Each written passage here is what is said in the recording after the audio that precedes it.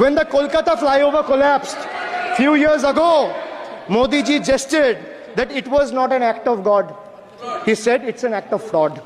Sir, we wonder what he has to say when 141 lives were lost in Morbi bridge collapse in Gujarat. Was it an act of God or act of fraud? Yes. Sir, what happened when roofs of Delhi, Jabalpur and Gujarat airports collapsed? Was it an act of God or act of fraud? Yes. Sir, what happened when Ayodhya Ram temple roof starts leaking after the first rain? Was it an act of God or an act of fraud? When Mumbai's Atal Setu started developing cracks within 6 months of its inauguration, was it an act of God or an act of fraud? When 41 workers trapped for 17 days after Uttar Kashi tunnel was caved in, sir, was it an act of God or act of fraud?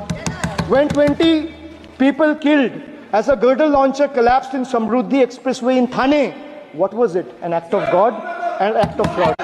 When 300 lives were lost in Balasore train incident last year, what was it? Act of God or act of fraud? When 9 were killed and 40 people were injured as goods train rammed with Kanchenjunga Express last month, what was it, sir? An act of God or act of fraud?